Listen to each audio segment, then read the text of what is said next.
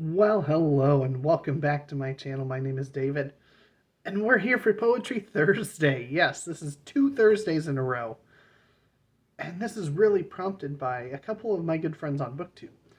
Liam from Liam's Lyceum, Tony from An Erudite Adventure, and then Steve Donahue himself have all been reading medieval era poetry, and I couldn't let that pass without jumping in myself. So I missed the opportunity last week. The when the Seafarer was done and the Wanderer.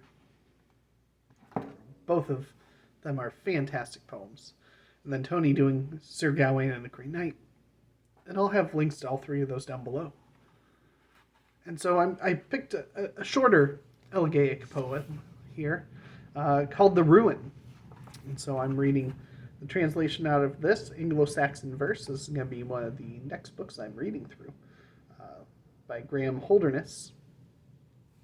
And so we'll just dive right in. The Ruin. As well wrought as this wall was, fate fractured it, smashed this stronghold. Toppled towers, ruptured rafters, rotten rubble, hail-hammered gateways crumble with cold, ruined roofs, shattered shower shields, eaten by age.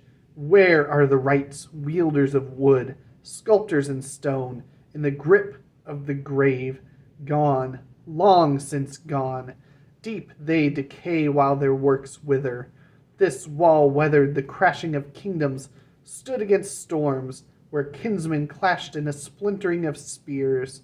First, the factor, skilled with stone, agile in art, melted metal to bolster the base.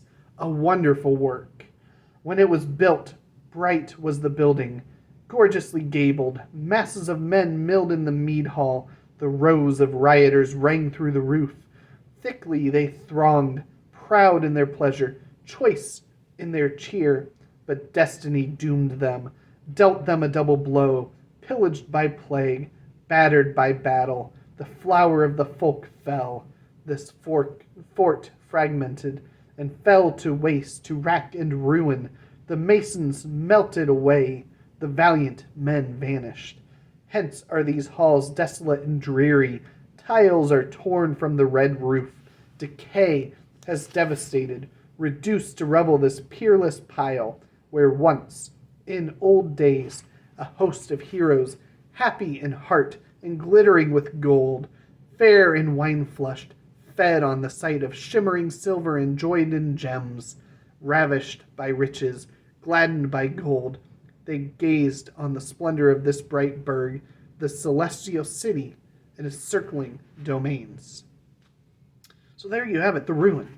A nice short poem, and just full of really vibrant imagery of the state of these ruins and what it once was. You know, you have in there masses of men milled in the mead hall.